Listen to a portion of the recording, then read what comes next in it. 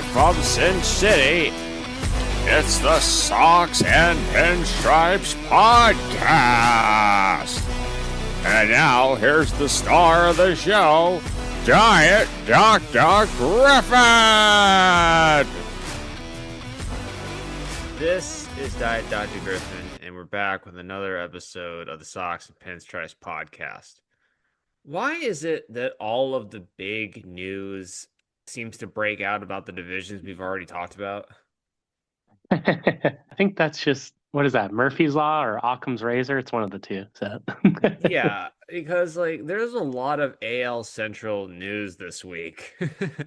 In particular, you've got the big free agent signing of Framber Valdez to the Tigers. That's going to be such a great 1-2.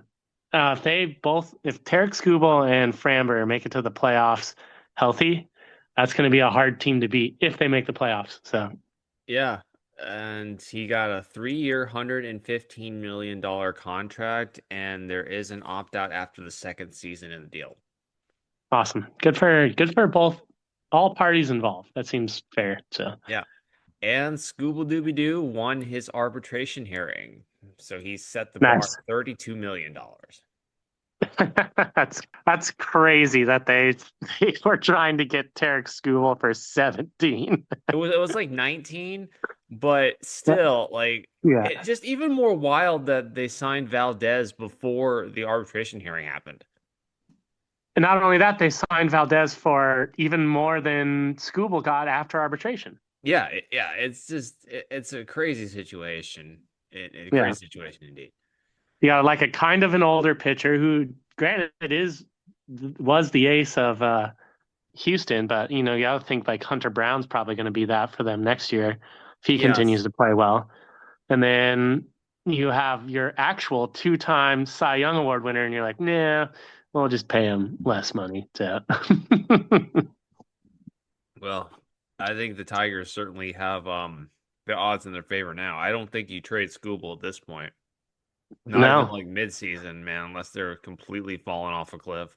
Yeah, maybe offer him the same contract that you offered Framber, because that's just rude that you would offer that guy more money. So, well, we'll find out what happens there. Yeah. One person who is likely not to be making any more money at the major league level is Emmanuel Clase. Yeah, he is dunzo. I know you've been checking up and asking about him, and there was some news about him this week where he is accused now of throwing suspect pitches in 48 games. Yep, that's a lot. It's a lot of games.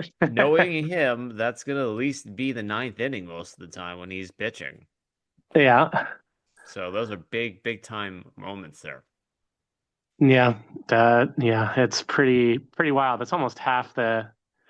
That's probably for a closer. That's probably half the games that you pitch in, probably. So yeah, typically it's like 60 to 70 in a season. Oh, so more than half, yeah. So yeah, I know. Granted, I don't know how many years this is. It could have been spread out of a couple of years. Might not have been every game that he played into, because you got to imagine that he's a closer. You don't always know what game he's going to be pitching in either. Yeah, at least he was only betting on his first ball.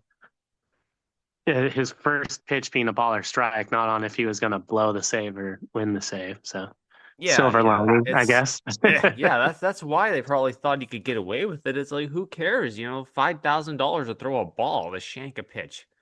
Yeah, it's tempting to open an inning. I mean, it's like, who pays attention to that sort of thing?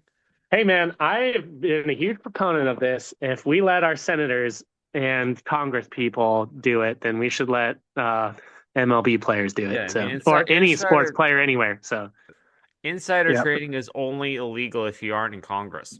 Yeah, I guess so. So that seems to be the general mode of thought these days. So well, the White Sox continue their offseason with a couple of moves this week. They grabbed Austin Hayes, who was an outfielder, played last year with the Cincinnati Reds. Oh, nice. So he's a little veteran player there. And they acquired Jordan Hicks from the Red Sox.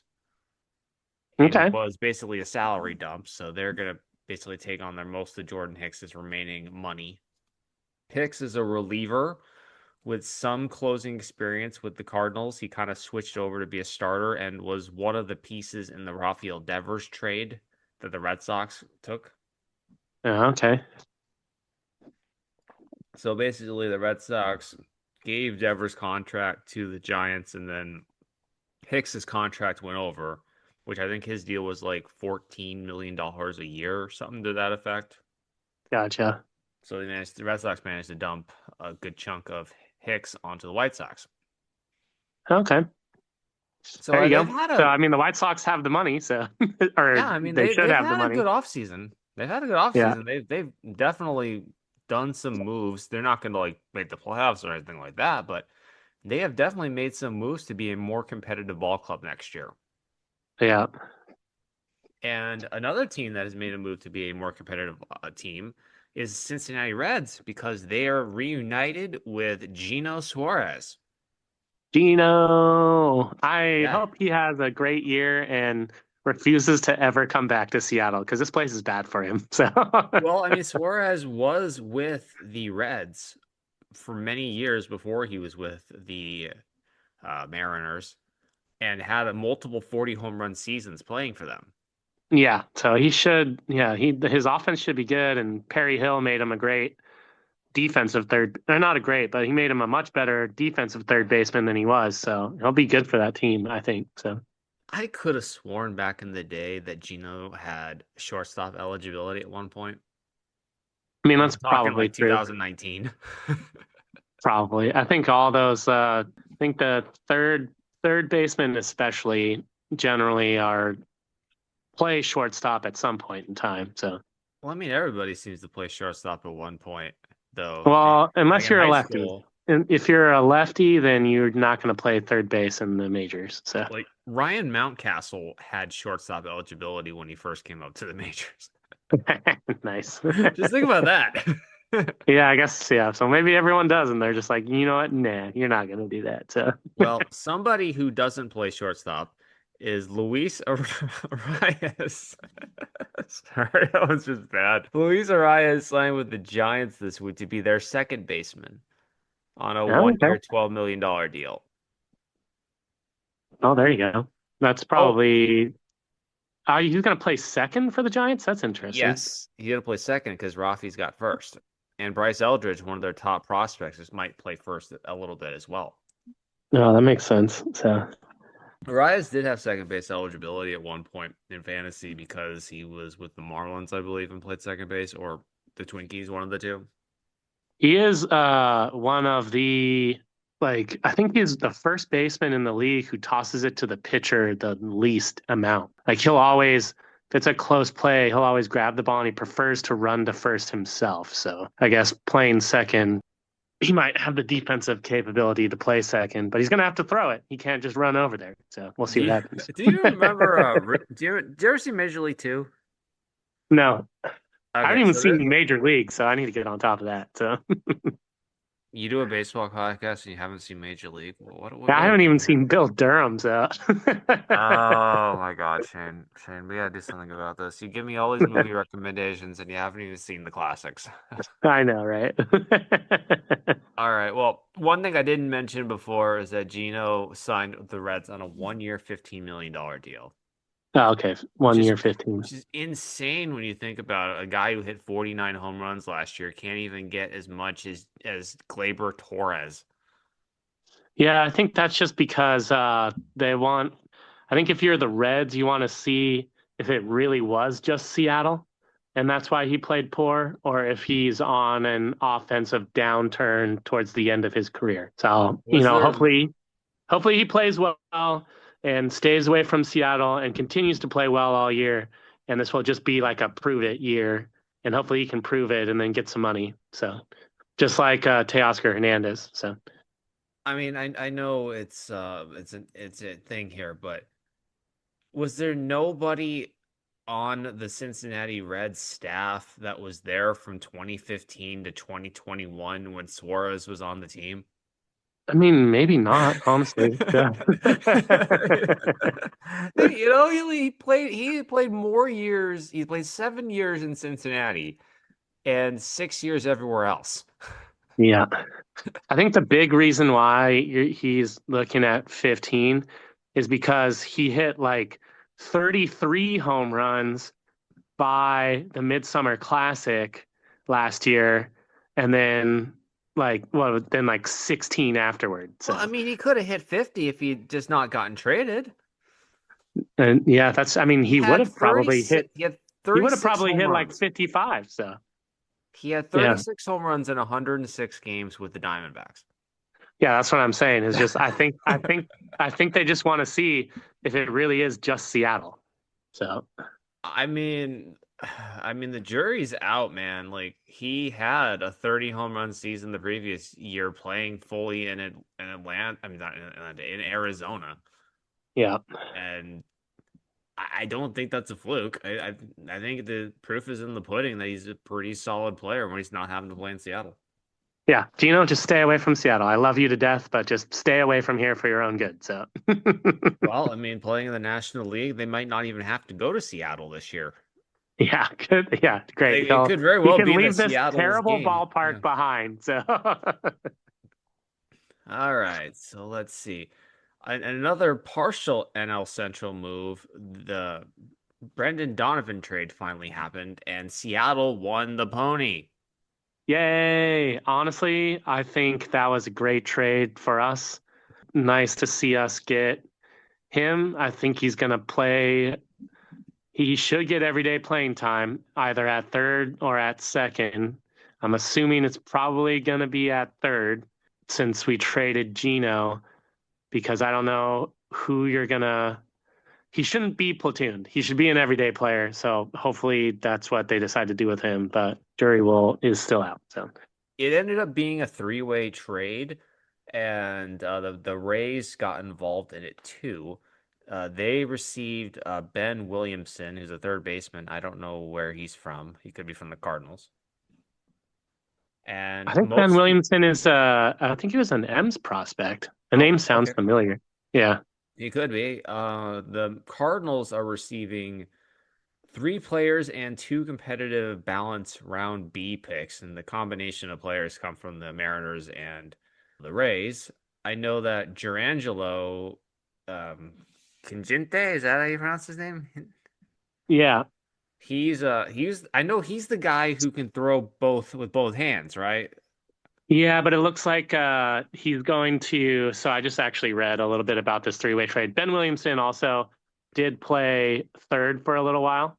Yeah, he's listed Um, as a third baseman according to Jeff Passan. yeah, he played for a little while last year. He was pretty hot to start, but then kind of definitely went down, took like kind of a back step so much so that he either platooned or got sent back down. But he did play in the majors for quite a while last year at third. I think once Gino got brought over, he kind of took a back seat to him for the rest of the year. Might But have at the been the beginning of the year, reason they brought Gino back. yeah, at the beginning of the year, that's what he was playing. But as far as Durangelo, so the Mariners wanted to choose Trey Savage, but instead picked Durangelo because he could throw both ways.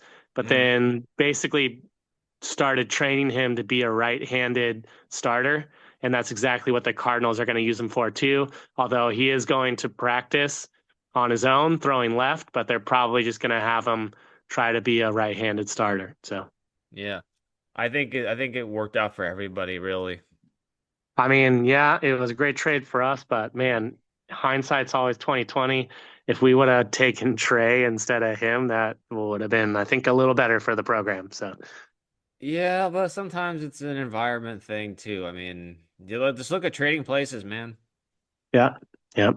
Okay, so you've seen that movie. Okay. I gotta figure out which movies you've seen when I make references now going forward. I've seen a lot of anime, so you got that. So Yeah, okay. Jeff Passan had an interesting stat about Brendan Donovan, and there's a player A, player B model. And the first player is 366 games, 282 batting average, 351 OBP, 420 slug, 117 weighted runs created. And then player B is 355 games, 291 batting average, 333 OBP, 445 slug, 116 weighted run created. Hmm. And one player is Brendan Is Donovan, it just WRC or WRC plus? WRC plus. Okay. So player A is Brandon Donovan, and player B is Bo Bichette. Oh, okay. Interesting. Yeah. So they're getting a pretty good player over the past 3 years in Donovan. So hopefully he can see the ball up there in Seattle. Yeah, that would be great. Honestly, if we get that production, that would be kind of amazing because you got a great player in Donovan. You have great player in our first baseman, whose name I'm just Naylor. spacing. Naylor. Yeah, Josh Naylor, who just wants to win baseball games.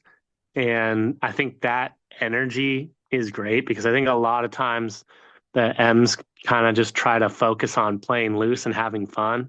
And it can be frustrating as a fan. And you can just tell Josh Naylor wants to go out and win all the baseball games he's a part of. Well, speaking of somebody who's going to try to win all the baseball games they're involved in, which is every baseball player. Miguel Andujar signed with the San Diego Padres on a 1-year, $4 million contract. No, that's interesting. That'd Yeah, be a good fit there. I was amazed he even got back to the majors because for a while he was like the hot to trot prospect with the Yankees back in the day. And then he just like fell off so hard that he basically went demoted to the minors for a while, and then he kind of came back and had a decent season with the Reds last year, and now he's parlayed that into a contract with the Padres to basically be their Ryan O'Hearn guy. Wasn't there an Andujar who played on the Athletics too? I believe that's the same Andujar. Yeah. Okay, yeah. So that's okay. Good. I'm glad I'm thinking of the same guy. So Yeah. Let me see, man. Go and Andujar. If I can get back up to the top of the. because yeah, he had a pretty great year with the Athletics either a year ago or 2 years ago, or a good first half of the season if he got traded mid-season. He was actually started this year with the Athletics. Okay, yeah. So he had a good first half of the year with the Athletics. So he ended up for the season. He ended up hitting 318 with over 90 games, basically. The Padres looks like they're going to be good again this year. So we'll see how the pitching holds up. But it seems like they're bringing a little more consistent offense to the table, which is kind of what they were missing. So They're doing their thing, going after the low hanging fruit hit bats and just trying to bring them along and cherry pick the Jurickson Profars and the Ramon Laureanos and all those guys every year. yeah. Yeah, let Jurickson do PEDs and then trade him right before everyone finds out. So. And it's time to talk about the AL East. That's what we decided to do this week. Yay. We decided to do this in part because the Red Sox and Yankees made a couple of moves this week. The Red Sox decided to sign Isaiah Kiner-Falefa, IKF. Plays great defense, so we'll see if he can hit the ball in the Monstah. No. Well, spoiler alert for the Red Sox, not a lot of guys can hit the ball out of the Monstah PaaK. Yeah, but at least he'll probably be able to bang some doubles off the wall. So, all right, so let's start talking about the divisions here, and we will start with the Tampa Bay Rays, who are doing Ray things as they just continually rebuild their team and retool their team. I don't think they're quite ready to make it back to the playoffs, but they're on their way back because they've got some really young, decent players and Jonathan Aranda and Junior Caminero. Are they gonna rebuild their stadium too? Well, they're gonna rebuild a new stadium at some point. I keep seeing like renderings and they're talking about trying to build a new stadium by like 2029, and it's just like logistically that's impossible. Yeah. especially if they don't even have like a stadium or a location, Yeah. because they don't even know where they're building yet. They're trying to build on this like I forget the name of it, this college campus area, which is over by where George Steinbrenner Field and the Buccaneers are, Yeah. and like we don't take kindly to folks that play near us. Dude. Well, they're playing in their spring training stadium right now. So Well, they're going back to the Trop though. They've okay. already made the renovations to go back to the Trop. Okay. So there's some good players on this team, but I think they're just still a year or two away, and they're still kind of just gathering pieces. But it's the Rays. They're scrappy. I'm sure pitching's gonna be much better this year, being back in the Trop, but their hitting might be a little worse. Well, if you hit it high enough and banging off the rafters, it counts as a single. So Well, speaking of a team that's going to be hitting a lot of home runs next year, you got the Baltimore Orioles. And they went out and they made major free agency. Well, they made major free agency pickups in grabbing Taylor Ward and Pete Alonso. yep, only offense for the Orioles. That doesn't Only surprise me. offense. Pitching, we don't need it. We'll play one half the game so well that we'll make the playoffs. Yeah, I mean, they did get Shane Baz from the Rays, which Yeah, okay. Shane Baz was hit or miss quite a bit last year, but he's Yeah. got prospect pedigree, as the nerds would say. Yeah, I mean that's all you're gonna get out of the Orioles as far as pitching is someone who might be good. You're never gonna. They tried with what's his name, and then I guess they just didn't want to pay him. So Well, I mean, they should have been in on Valdez, let's be honest. yeah, I mean, I kept hearing the Pirates were trying to get Valdez. that would have been a great one too as well. Schemes Yeah. and Valdez. Yeah, they do realize they need to actually up the offer a little bit. Yeah, I don't know what they offered, but I can't imagine it was a good offer. I still can't believe they're paying Framber more than Scooby. So Well, that's blown my mind right arbitration now. numbers are kind of they're sort of like a escalator kind of thing, but it goes up like a step at a time. Like even Shohei Yeah. only got $30 million a year when he was his final year of arbitration, and that was like the record. Yeah. And Okay. Well, Soto we see got like 30. roughly that. Soto got 31, and then now you get 32 for Scooble. Scooby-Doo. Yeah. All right. Next team that we got out there is the Boston Red Sox. And here's a team with a guy with nobody who can hit for power. It's like nobody's hit 30 home runs on this team that's there, and they don't have power. That's pretty much their story. They got a lot of, What is it? Who was their prospect who got hurt though? I mean, Roman Anthony is probably the one guy who maybe could hit 30 home runs, but Yeah. he hits the ball into the ground a lot. Yeah, so maybe he'll get under it. Work with the batting coach and get under it for this next year. He's Because gonna have to. the ballpark is there are some spaces to hit it without having to hit home runs. So Yeah, it just depends on how the guy's swing is tailored, and the power is certainly there. He's got he can hit the ball as hard as Judge can hit it. It's just he hasn't optimized his swing yet. yeah. But he's got so much talent that it wouldn't shock me if he can hit 30 home runs this year, but he's the only one I think who can. Yeah.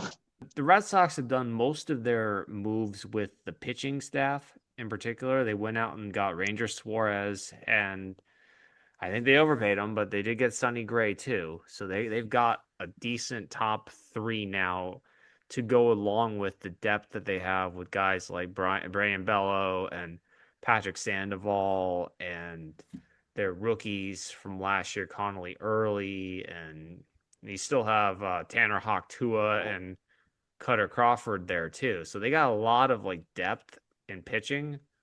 Oh wow. Yeah, that'll be a good rotation this year.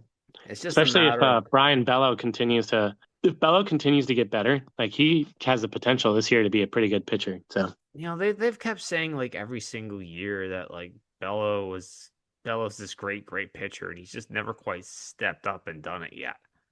yeah, but at least he's young, so he's got time. So I mean, he's already 27, so they signed him to an extension. He's not going anywhere, but Yeah. he's I been mean, there long enough to kind of be who he is. that's true, but generally 27, 28, 29, that's like your best years in baseball. So, Yeah, he's got to make or break here. And then we got the New York Yankees, and the Yankees have basically brought back the band from last year. They're the Blues Brothers. We're putting the band back together. And just today they signed Paul Goldschmidt. Goldie's back, or Goldie's was he? back, Yeah, he was and there before, right? yes, he was their starting first baseman for most of the season last year, and now he's not even going to be their starting first baseman. He's basically just be a platoon guy Oh, because the Yankees have decided to give Ben Rice the starting first base job. I mean, honestly, he played well enough to deserve it. So, Oh yeah, I'm not saying he didn't. I'm just saying that it's an interesting thing. He's just kind of towards the end of the career ring chasing, and he's basically just as a backup. I don't know why he thinks the Yankees are going to win a ring this year. yeah, he kind of hitched his wagon to the wrong train, I think, but we'll see what Yeah. happens. But basically, like this is predominantly the exact same team they were fielding last year. Yeah. And this they're gonna miss Rodon and Garrett Cole for like the first 2 months of the season each. And like the And major we'll see. addition. Bellinger is not in a contract year, so we'll see how often he stays out of the injury tent, Yeah. so to speak. So, Yeah, but like their only major like new player was like Ryan Weathers. It's like the exact same team as before. I well, don't maybe know they're how. hoping that they're gonna just play better. I don't know. So, Yeah, all yeah. Judge has to do is hit 40 home runs. They'll give him the MVP again. So, And they're still paying DJ LeMahieu $15 million on luxury tax. classic.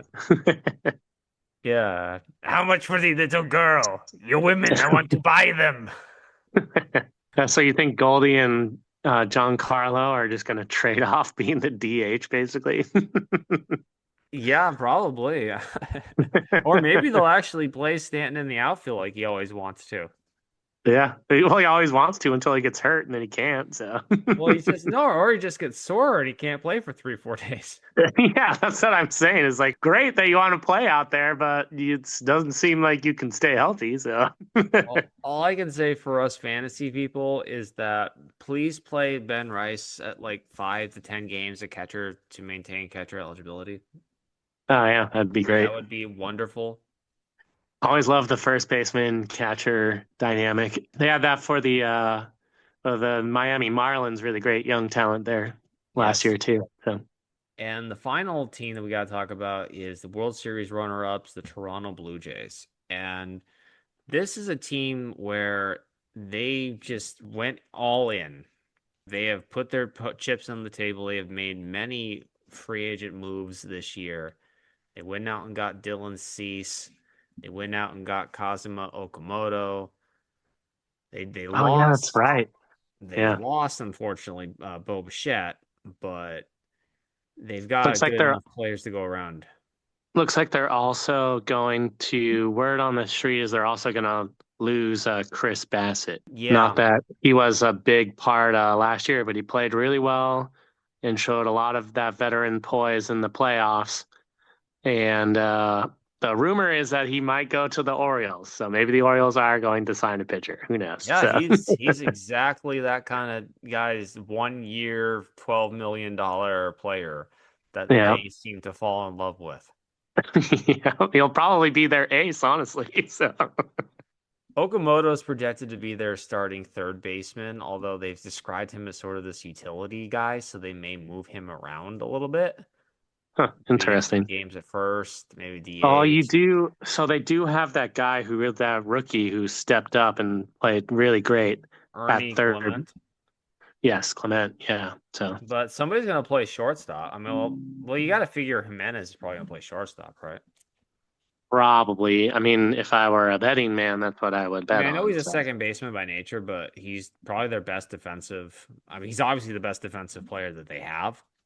Yeah, and he's not going to hit anything, so you might as well play him at the top defensive spot. So Yeah, so I mean, they can maybe play Okamoto at second a little bit, bounce him around with Clement, yeah, however they want to yeah. shape The only things. time he's going to hit home runs is against the Mariners. So in the playoffs, that's when he's going to come alive. So It'll be interesting to see how the new rotation kind of implements. Is they're going to have a full season of Shane Bieber. They grabbed Cody Ponce, who made a name for himself, I believe, playing Korea last year. yeah, And of course, you got Dylan Cease near the top of the rotation. And you're going to have a full season of Trey Savage. yep. That'll be. God, that'll just be a really good sinker heavy.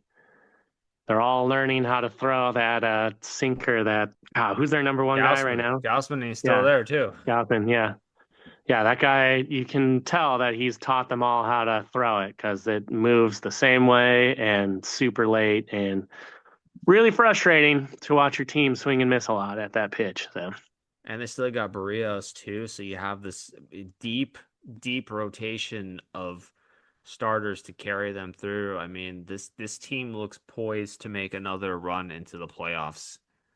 yeah, yeah, They they really really do. do. And if they get anything out of Anthony Santander, I mean, here's That's a just guy who was a bonus. consistent Yeah, 30 home run guy for the past few years before just having a really bad injury riddled season this year. yeah, So the AL East is going to be, I think, a really competitive division as it typically is. I mean, even though the Rays aren't as good as they used to be, they're scrappy. They're going to always compete and play hard.